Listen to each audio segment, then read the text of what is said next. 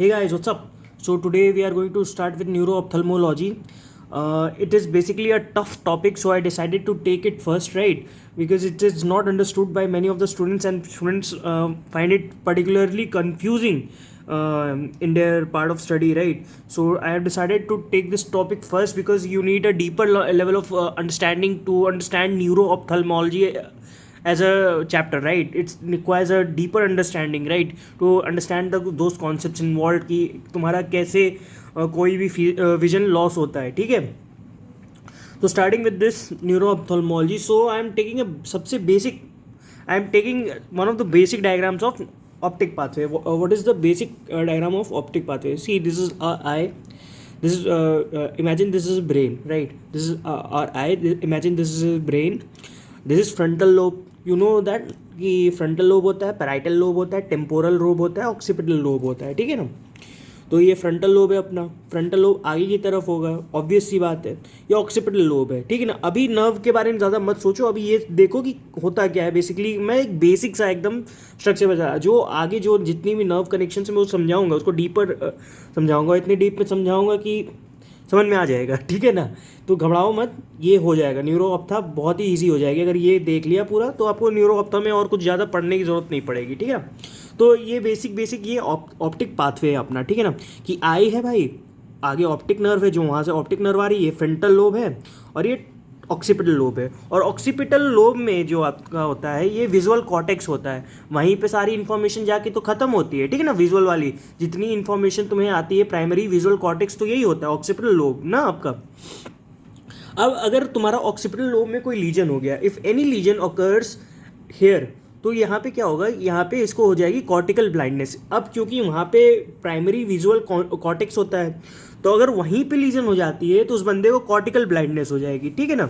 अब एक frontal lobe से जैसे जो आई के जो फाइबर्स है ना, तो वो क्या होते हैं कि पहले तो डायरेक्ट वो ऑक्सीपिटल लोब में तो नहीं आ जाते हैं, पहले फ्रंटल में जाएंगे, फिर शायद से टेम्पोरल में जाएंगे, फिर पैराइटल में भी जाते हैं, ठीक है ना. उसके बाद यहाँ सबसे आने के बाद तुम्हारे कहाँ आते हैं, ऑक्सीपिटल लोब में आते हैं, ठीक है ना. तो फ्रंटल लोब से भी तो आते हैं.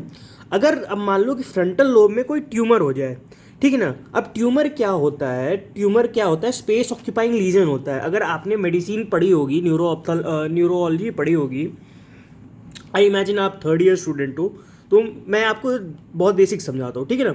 अगर फ्रंटल लोब में कोई ट्यूमर होता है, तो tumour in brain is considered as a space occupying legion.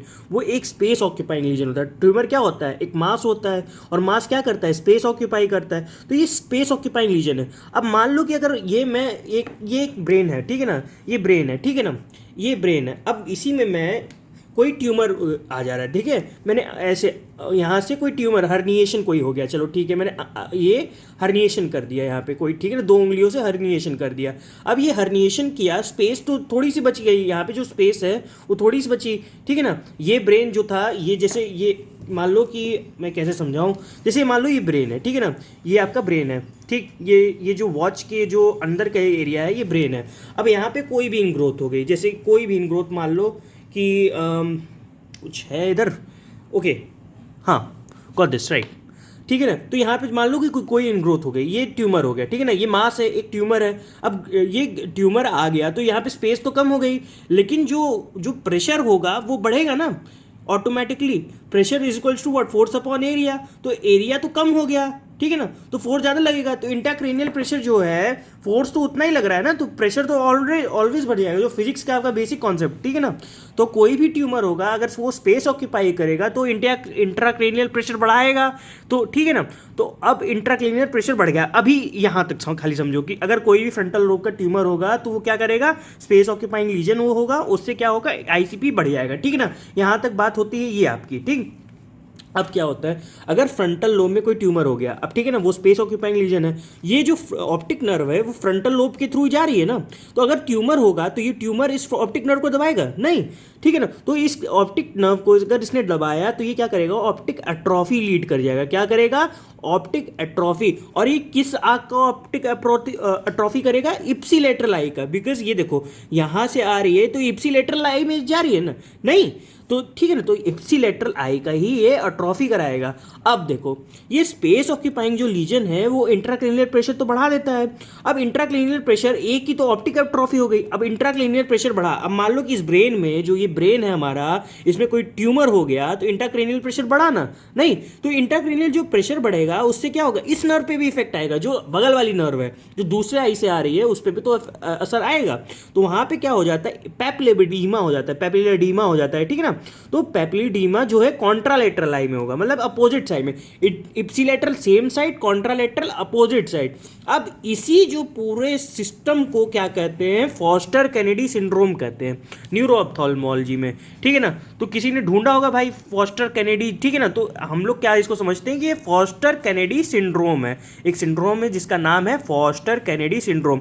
अब देखो ये फॉस्टर कैनेडी सिंड्रोम आखिर होता क्या है हमें समझना होगा ना, क्योंकि due to frontal lobe tumour, अब फ्रंटल लोब पे ट्यूमर बताया था, space occupying lesion, intracranial pressure बढ़ा देता है, एप्सिलेटरल ऑप्टिक एट्रॉफी हो जाती है। क्यों होती है एप्सिलेटरल ऑप्टिक एट्रॉफी? क्योंकि तुम वो जो है फ्रंटल लोब ट्यूमर जो है वो ये आपका प्रेस करने लगता है ऑप्टिक ट्यूमर को, ठीक है ना, अरे ऑप्टिक नर्व को, ठीक है ना। इससे क्या होता है, एप्सिलेटरल ऑप्टिक एट्रोफी हो जाती है। अब जब ये आपका ये ट्यूमर ग्रो करने लगेगा तो इंट्राक्रेनियल प्रेशर बढ़ाएगा ना, इंट्राक्रेनियल प्रेशर बढ़ाएगा, स्पेस ऑक्यूपाइंग लीजन है, इंट्राक्रेनियल प्रेशर बढ़ाया, इंट्राक्रेनियल प्रेशर बनावे अपोजिट नर्व पे भी तो इफेक्ट डालेगा ना। देखो अगर बढ़ेगा तो अपोजिट नर्व पे भी तो इफेक्ट आएगा, इस पे भी तो इफेक्ट डालेगा अगर बढ़ेगा। तो ये क्या करवाता है, कॉन्ट्रालेटरल लाइन में पैपिलोएडिमा करवा देता है, ठीक है ना। तो इसी को हम लोग क्या कहते हैं, इसी पूरे सिस्टम को फॉस्टर कैनेडी सिंड्रोम कहते हैं, ठीक है ना। ये क्या हो गया, फॉस्टर कैनेडी सिंड्रोम। अब आते हैं मेन अपने टॉपिक पे, जो आज का टॉपिक है अपना, जो सबको समझने में सबसे ज़्यादा परेशानी होती है, तो इसको ध्यान से सुनना और समझने की कोशिश करना, ठीक है ना। मान लो कि ये राइट आई है, लेफ्ट आई है, एक पल के लिए मान लो, दिखती नहीं है, ड्राइंग मेरी बहुत ख़राब है, लेकिन मान लो, ठीक है, मान लो, ठीक है ना, मान लिया हमने, चलो भाई ये राइट आई है, लेफ्ट आई है, मान लिया। अब क्या, अब इसमें देखो राइट आई में तुम्हारी दो फील्ड्स होती है। अगर आप एमबीबीएस कर रहे हो तो इतना तो पता होगा कि एक टेम्पोरल होता है, एक नेजल होता है, ठीक है।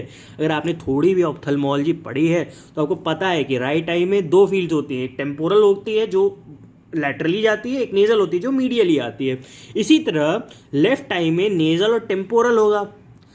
बात क्लियर होती है इतनी, राइट आई में टेम्पोरल नेजर, लेफ्ट आई में टेम्पोरल नेजर। अब देखो जो टेम्पोरल होगा वो राइट आई का राइट फील्ड होगा, और जो नेजल होगा यहाँ पे लेफ्ट आई में जो नेजल है ये right field of left eye है। समझ में आता है, वर्ड्स का अदला बदली समझ रहे हो। ये टेम्पोरल है right side of the right field of the right eye, ये नेजल जो है right field of the left eye है, नेजल यहाँ पे हो गया, लेकिन ये टेम्पोरल है। समझते हो इतनी बात, ठीक है ना। तो ये थोड़ा सा वर्ड्स का खेल है, ठीक है ना। अब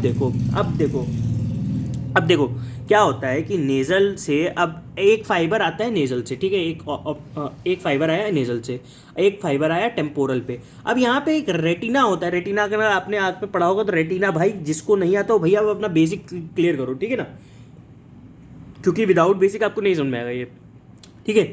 अब यहाँ पे क्या होता है, रेटिना में क्रॉस होता है फाइबर्स, इनके लेफ्ट और राइट जो होता है, मतलब फील्ड एक आँख का वो क्रॉस होता है, मतलब लेजर और टेम्पोरल के फाइबर रेटिना पे क्रॉस होंगे। तो पहला क्रॉसिंग कहाँ हुआ, रेटिना पे हुआ, मतलब कि पहला क्रॉसिंग ऑलरेडी एक क्रॉसिंग आगे जाने से पहले हो चुका है। अब देखो ये टेम्पोरल का मैंने बनाया है पिंक वाली से, ठीक है, ये टेम्पोरल है, ठीक है, ये टेम्पोरल फिर आगे गया, ठीक है, आगे गया टेम्पोरल आगे गया, और नेजल की जो है क्रॉस करके इधर लेटरल आ गया, ये आगे गया।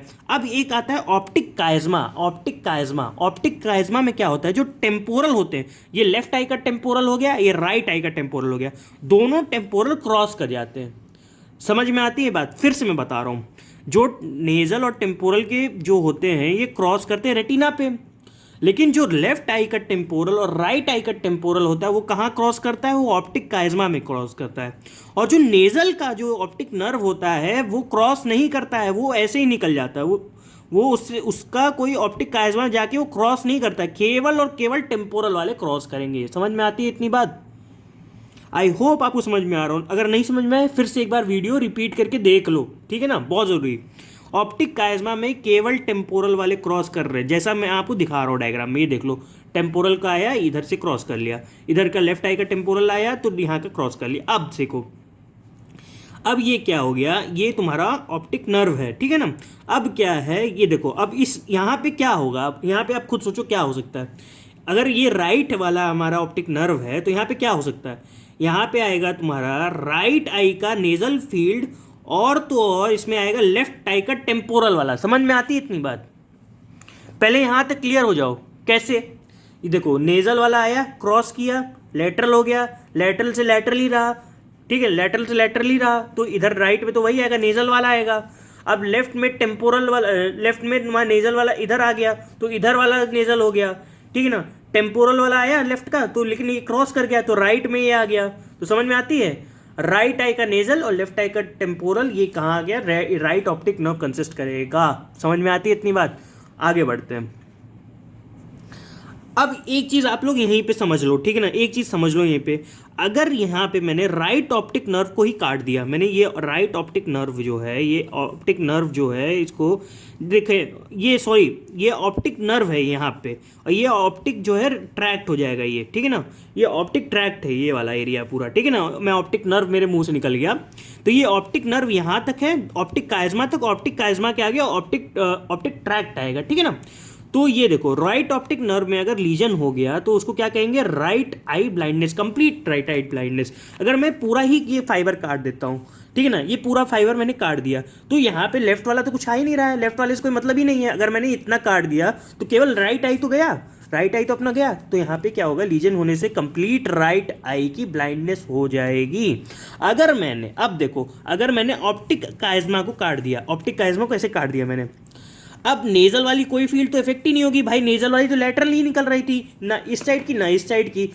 क्या इफेक्ट होती है, तुम्हारी राइट आई की टेम्पोरल और लेफ्ट आई की टेम्पोरल फील्ड इफेक्ट होती है, ठीक है, लीजन में। तो क्या होगा, ऑप्टिक काइज्मा का लीजन जो होता है, जो पिट्यूटरी एडिनोमा, समझते हो, पिट्यूटरी ग्लैंड कहाँ होती है, सेला टर्जिका में बीच में होती है ना, कैवर्नस साइनस के पास में, ठीक है। तो ऑप्टिक काइज्मा वहीं से होता है एक तरीके से। तो अगर वहाँ पे लीजन हुआ पिट्यूटरी एडिनोमा के कारण, most common cause pituitary adenoma होता है।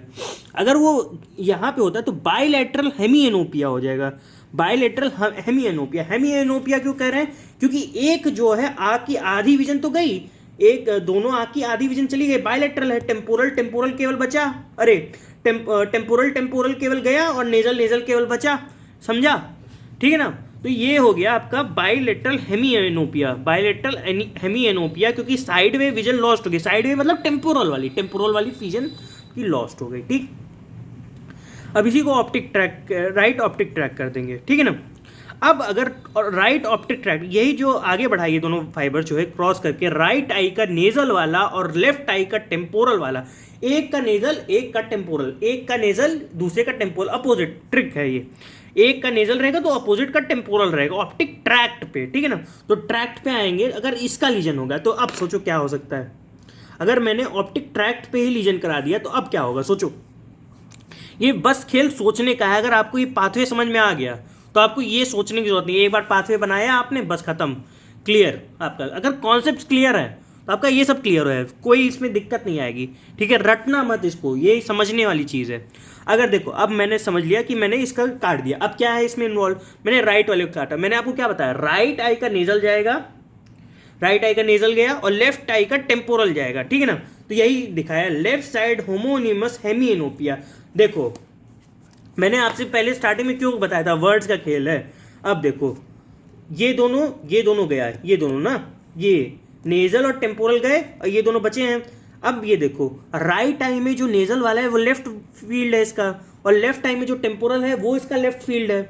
समझ में आती है, लेफ्ट ऊपर लिखा है ना, तो ये समझने की बात है। अब देखो यहाँ क्या लिखा है, लेफ्ट साइड होमोनिमस हेमीएनोपिया, होमोनिमस मतलब एक साइड का, हेमीएनोपिया मतलब आधी विजन लॉस्ट, और ये लेफ्ट साइड का होमोनिमस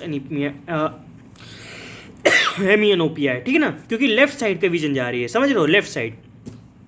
अब नेक्स्ट हम लोग बात करते हैं कि अगर ये लेफ्ट आई में लेफ्ट का लॉस्ट होगा, ये लेफ्ट वाली नेजल वाली जाएगी, और राइट आई में लेफ्ट लॉस्ट होगा, मतलब अरे लेफ्ट आई में लेफ्ट मतलब टेम्पोरल जाएगी, राइट आई में लेफ्ट मतलब नेजल जाएगी, ठीक है ना। अब नेक्स्ट, अब ऑप्टिक ट्रैक से हम लोग अगर आगे बढ़ेंगे तो वहाँ पे क्या होगा, लैटरल जेनिकुलेट बॉडी होगा, लैटरल जेनिकुलेट बॉडी, ठीक है ना। अब लैटरल जेनिकुलेट बॉडी से आगे बढ़ेंगे तो एक लूप बनता है, यहाँ पे मैं लूप बनाया नहीं क्योंकि वो थोड़ा सा कंजेस्टेड हो जाता है डायग्राम, तो एक मियर्स लूप बनता है, ठीक है ना। तो ऐसे जाके जैसे ये होता है ना, ऑप्टिक ट्रैक से फाइबर्स आए और ऐसे जाके लूप बना लेंगे, ठीक है, ऐसे जाके, तो वहाँ पे एक मियर्स लूप बनता है। उस लूप का बस नाम याद रखना, नाम याद करने की जरूरत है और ज़्यादा कुछ नहीं, ठीक है ना। अब मेयर्स लूप से वो क्या निकलेगा, ऑप्टिक रेडिएशन निकलेगा।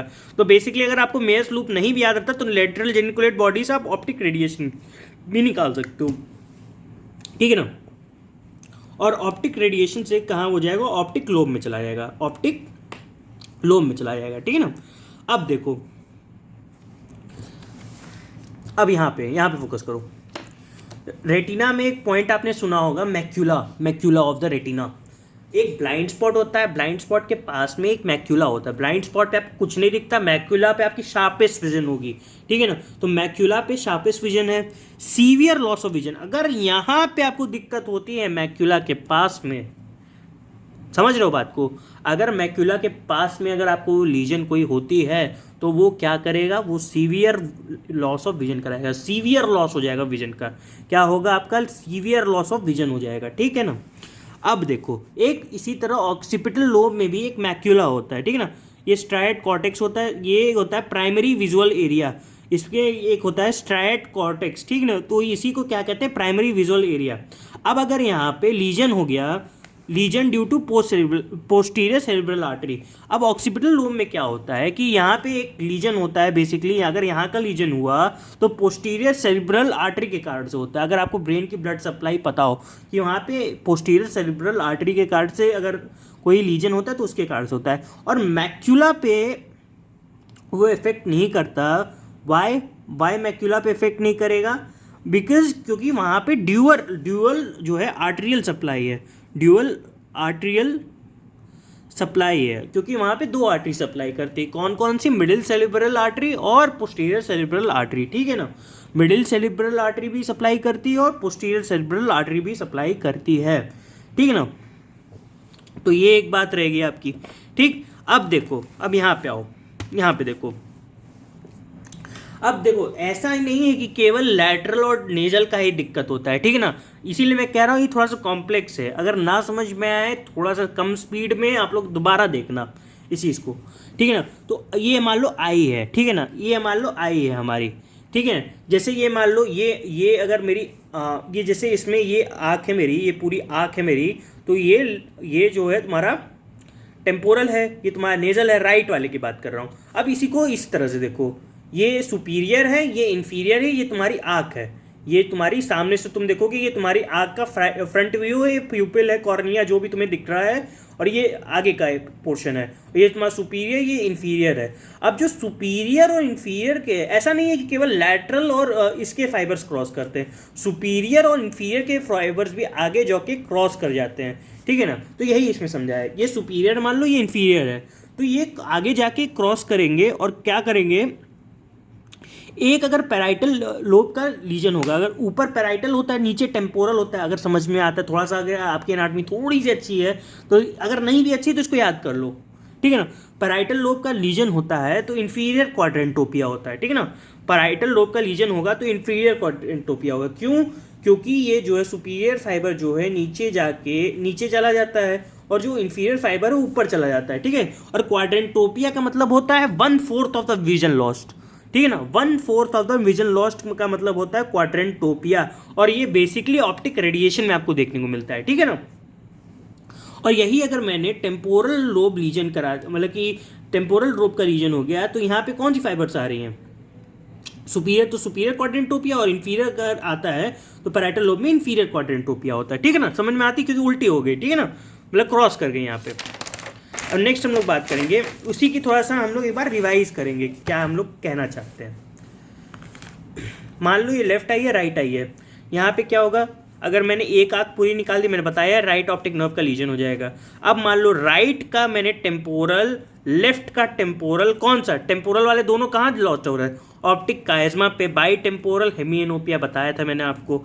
अब देखो राइट का नेजल, लेफ्ट का टेम्पोरल कहाँ पे, मैंने बताया था आपको ऑप्टिक ट्रैक के लीजन पे होगा, ठीक है। अब ये देखो अगर सुपीरियर सुपीरियर मतलब जो है सुपीरियर, ये सुपीरियर अगर क्वाड्रेंटोपिया होता है, क्वाड्रेंट्रोपिया, तो मतलब अगर सुपीरियर कहाँ नीचे ही जाएगा ना, सुपीरियर वाले नीचे जाते हैं, ठीक है ना। सुपीरियर वाला अगर क्वाड्रेंटोपिया है मतलब कि मतलब सुपीरियर के जितने भी फाइबर्स हैं उन इन्फीरियर में आ गए, तो इन्फीरियर ऑप्टिक रेडिएशन लीजन होगा ना। ऑप्टिक रेडिएशन से क्वाड्रेंटोपिया होता है, तो ये इन्फीरियर ऑप्टिक रेडिएशन लीजन होगा। अब अगर इन्फीरियर मतलब ये हो गया, मतलब इन्फीरियर वाले क्वाड्रेंटोपिया हो गया, तो उसके फाइबर्स कहाँ जाते हैं, सुपीरियर जाते, क्रॉस करता है ना, उल्टा होता है, बताया था मैंने अभी आपको। तो सुपीरियर ऑप्टिक रेडिएशन लीजन हो गया। इसी तरह मैंने अगर बताया आपको, अगर मैक्यूलर स्पेयर हो जाता है, कभी कभी मैक्यूलर स्पेयर हो जाता है क्योंकि ड्यूअल ब्लड सप्लाई होती है, posterior cerebral artery, middle cerebral artery दोनों सप्लाई करती है, ठीक है। अगर पोस्टीरियर सेरेब्रल आर्टरी में लीजन हुआ और उसमें अगर मिडिल सेरेब्रल आर्टरी ने सप्लाई करती है तो मैक्यूलर कभी कभी स्पेयर्ड हो जाती है। और कभी कभी मैक्यूलर लीजन जो रेटिना वाली मैक्यूलर लीजन है, केवल उसके कारण से जो है लीजन हो जाती है। तो दो मैक्यूला एक तरह से मान लेना है, ठीक है ना। तो हम लोग अब बात करते हैं नेक्स्ट अपने टॉपिक की, लाइट रिफ्लेक्स, जो कि बहुत इंपॉर्टेंट है और बहुत ही आसान मैं कहूँगा, ठीक है ना। थोड़ा सा कॉन्सेप्चुअल है लेकिन आसान है एकदम, घबराना नहीं है, समझना है, कोशिश करनी है समझने की। अब देखो एक नॉर्मल इंसान की मैं पहले बात करता हूँ, एक नॉर्मल इंसान की मैं बात करता हूँ, ठीक है। इसका मान लो एक ब्रेन है, मेरी ड्राइंग अच्छी नहीं है, ठीक है ना, ये जोकर जैसा लग रहा होगा लेकिन क्या कर सकते हैं, ठीक है ना। तो ये इसकी मान लो कि ये लेफ्ट आई है, ये राइट आई है, ठीक है ना। मेरा राइट ये है, लेफ्ट दूसरा हाथ है, ठीक है ना। तो अगर मैं मान लो कि हमने लाइट एक आँख पे डाली, अगर आप अपनी ओपीडी में जाते होगे, अगर आपने अभी कभी लाइट रिफ्लेक्स चेक किया होगा अपने फिजियोलॉजी प्रैक्टिकल्स में, या जो भी आपने अगर क्लिनिकल पोस्टिंग्स में आपने गए होगे, लाइट रिफ्लेक्स चेक किया होगा, तो आपको समझ में आएगा कि अगर आप एक आँख में ही खाली लाइट फोकस करते हो ना, तो दोनों प्यूपिल्स जो होती है कॉन्स्ट्रिक्ट करती है, दोनों की दोनों प्यूपिल्स। एक प्यूपिल कभी नहीं कॉन्स्ट्रिक्ट करेगी नॉर्मल इंसान में, अब नॉर्मल इंसान में करेंगी, वो आगे मैं बता रहा हूँ अभी।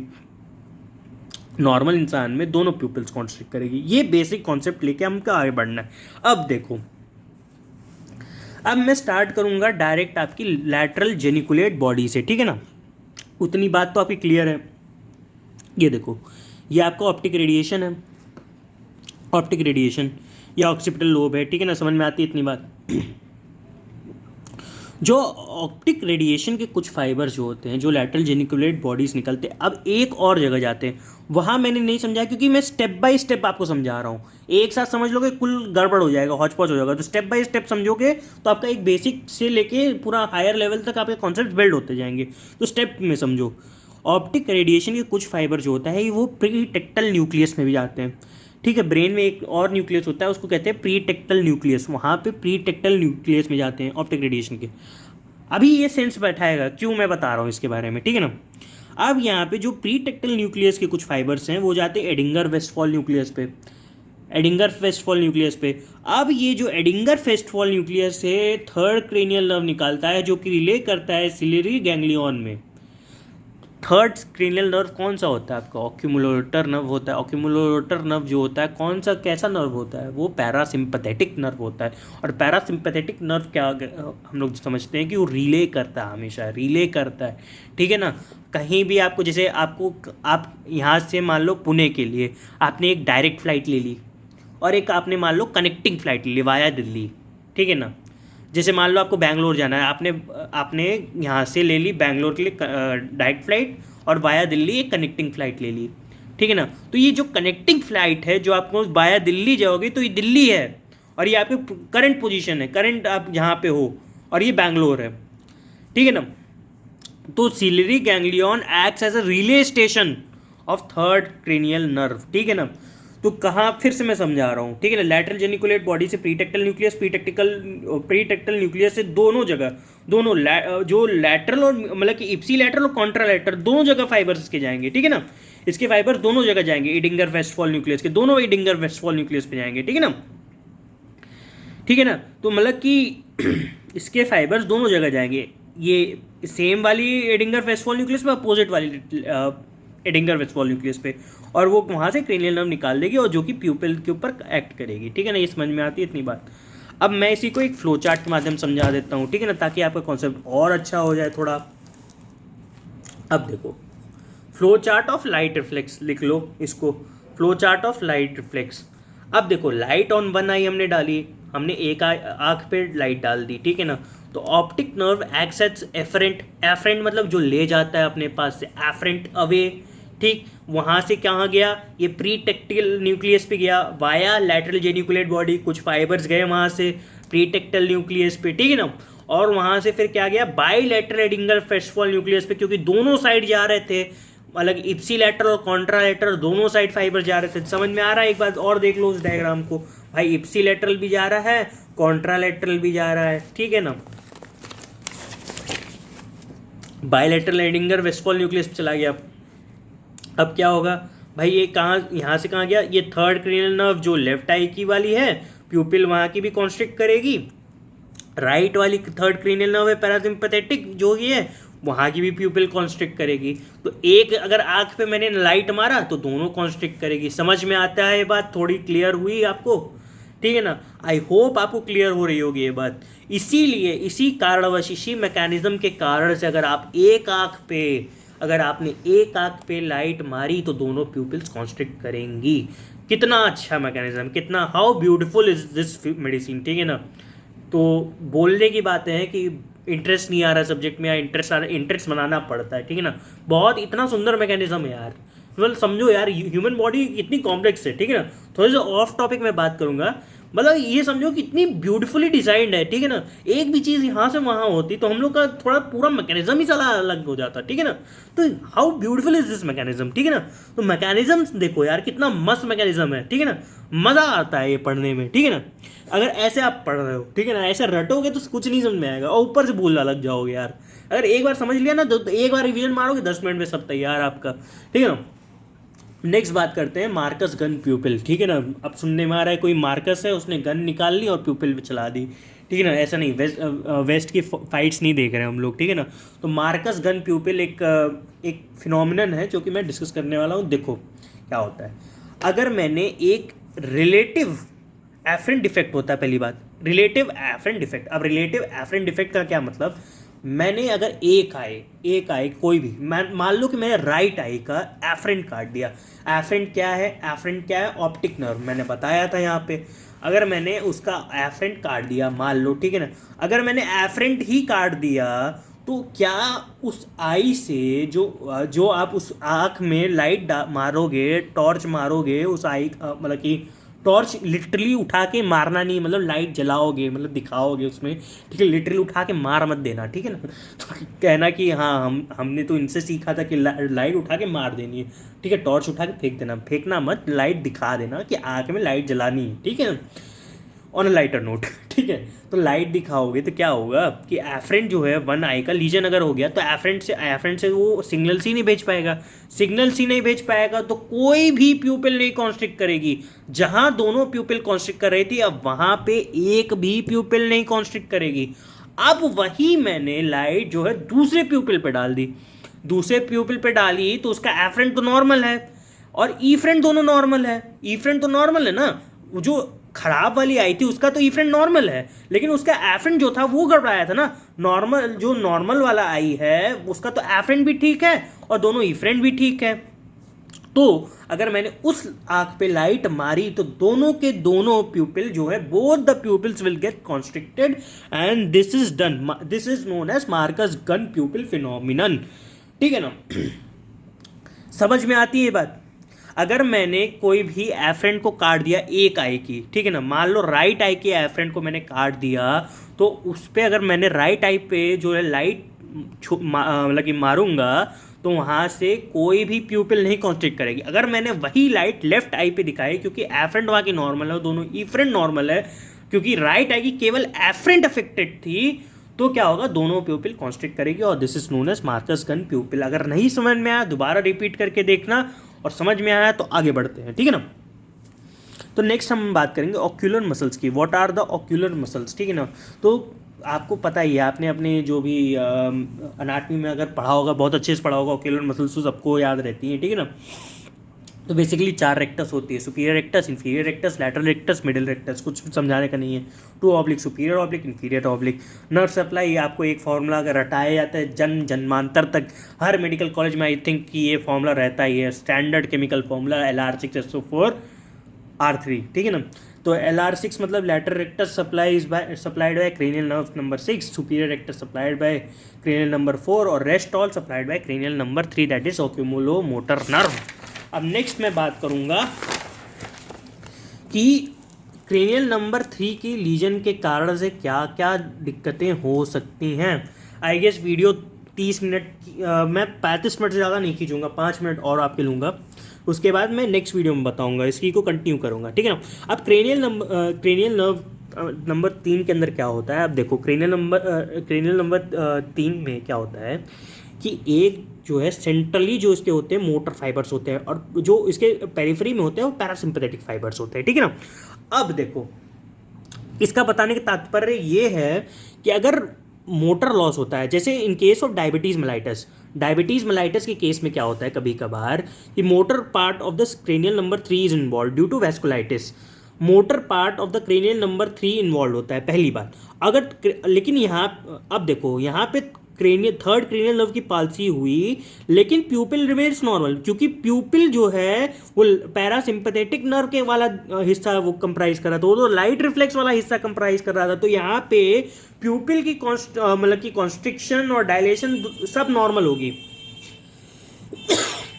यहाँ पे क्या है, केवल थर्ड क्रेनियल नर्व की पाल्सी के कारण जितने भी मूवमेंट्स हैं आँख के वो अफेक्टेड होंगे और प्यूपिल की कॉन्स्ट्रिक्शन नॉर्मल ही रहेगी। तो इससे क्या होगा, हम लोगों को क्या मिलेगा, टोसिस मिलता है, ड्रूपिंग ऑफ आईलिड और डाउन एंड आउट गेज मिलेगा। डाउन एंड आउट गेज मतलब ठीक है ना, समझ में आता है। डाउन एंड आउट गेज अपने आप पे डेमोन्स्ट्रेट करके देख लो कैसा दिखेगा। डाउन एंड आउट गेज मतलब नीचे और टेढ़ा, ठीक है। अब देखो अब इसका कारण क्या है। Motor part of the cranial nerve number 3, कुछ लोग पूछेंगे, कुछ लोग ज़्यादा जानना चाहते हैं, तो उनके लिए मैं बता दूं कि जो इसमें डायबिटीज़ मेलाइटस पे एक वैस्कुलाइटिस होता है, ठीक है ना। वहाँ पे क्या होता है, आप अगर डायबिटीज़ पढ़ोगे तो ग्लूकोज जो है सॉर्बिटॉल में कन्वर्ट हो जाता है, और सॉर्बिटॉल जो होता है एक्ट टिश्यू टॉक्सिक। सॉर्बिटॉल जो होता है टिश्यू टॉक्सिक की तरह एक्ट करता है, वो उस पर जाके मोटर वाले एरिया को अफेक्ट करता है, इसीलिए वो डैमेज होता है। अगर ये नहीं याद करोगे तब भी चलेगा, और ये बस इतना याद रखना कि डायबिटीज़ में motor part of the cranial number 3 involve होता है, बात खत्म। अब देखो अगर मैंने अब यही बात मैंने पैरासिम्पैथेटिक फाइबर पे कर दिया अप्लाई। अब तुम कह रहे होगे कि यार क्रेनियल नंबर 3 दोनों, देखो क्रेनियल नंबर 3 जो है दोनों मोटर और पैरासिम्पैथेटिक फाइबर दोनों है, ठीक है ना। सेंट्रल में मोटर है, पेरिफेरी में पैरासिम्पैथेटिक फाइबर है, ठीक है। यहाँ पे क्या होता है, अगर पैरासिम्पैथेटिक फाइबर में डैमेज हुआ तो प्यूपिल जो होते हैं फुल्ली डायलेटेड हो जाते हैं। जो हमारे प्यूपिल हैं वो क्या होगा, फुल्ली डायलेट हो जाएगा, और उसी प्यूपिल को क्या बोलेंगे हम लोग, ब्लोन प्यूपिल बोलेंगे। क्या बोलेंगे, सॉरी ब्लोन प्यूपिल कहेंगे, ठीक है ना। तो ब्लोन प्यूपिल में मतलब प्यूपिल जो होता है फुल्ली डायलेटेड होता है, ठीक है। अब इसका डिफरेंशियल समझने की कोशिश करेंगे कि मार्कस गन जो प्यूपिल होता है वो यूनिलैटरल होता है, लेकिन अगर पैरासिम्पैथेटिक फाइबर का लॉस होता है कहीं भी तो ये bilateral loss of light reflex होगा यहाँ पे, ठीक है ना। यहाँ पे क्या होगा, bilateral loss of light reflex होगा। और अगर दोनों इन्वॉल्व हो गए, मान लो कि मोटर और पैरासिम्पैथेटिक फाइबर दोनों इन्वॉल्व हो गए, तो प्यूपिलरी रिफ्लेक्स तो एब्सेंट होगा ही होगा, और उसके साथ डाउनवर्ड एंड आउट गेज भी होगा टोसिस के साथ, जो कि यहाँ पे था। समझ में आती इतनी बात। अब देखो, अब अगर मैंने क्रेनियल नंबर 4 का इन्वॉल्वमेंट कर दिया तो ये क्या करता है, सुपीरियर ऑब्लिक को सप्लाई करता है Lr6SO4 वाला, ठीक है ना। अगर लीजन हो गया तो आई जो होता है अपवर्ड्स मूव कर जाए। सुपीरियर ऑब्लिक का क्या काम है, ठीक है ना। तो जो लीजन हो गया तो आई जो है ऊपर चली गई, आई जो है ऊपर हो गई तो क्या होगा, तो आई की ऊपर देखने लगेगी, और इसीलिए इस इंसान को जब वो नीचे सीढ़ियों से उतरेगा तो उसको प्रॉब्लम होगी, वो नीचे नहीं देख पाएगा, और ऑफन ही फॉल्स। तो patient present with a particular history of fall while climbing down the stairs, ठीक है ना। और अगर क्रेनियल नर्व नंबर 6 की इन्वॉल्वमेंट हो गई तो ये लैटरल रेक्टस को सप्लाई करती है। और अगर क्या होगा, अगर लीजन हो गया तो मीडियली डायरेक्टेड आई होगी और कैन नॉट अबडक्ट, और अबडक्ट नहीं कर पाएगी। अब यहीं पे क्या होता है कि आईसीपी में इंक्रीज इंट्राक्रेनियल प्रेशर में बाइलैटरल 6 क्रेनियल नर्व नंबर की सूडो पाल्सी हो जाती है। तो ये याद रखने की चीज़ है कि हाँ एक चीज़ ये होती है आईसीपी में जब आप मेडिसिन पढ़ोगे तब आप समझोगे। तो ये बात रही आपकी बेसिक न्यूरो ऑप्थेल्मोलॉजी पार्ट 1 की। तो इसका पार्ट 2 भी जल्द आएगा, तो नेक्स्ट वीडियो का इंतज़ार करो। मिलते हैं आपसे नेक्स्ट वीडियो में, तब तक के लिए बाय।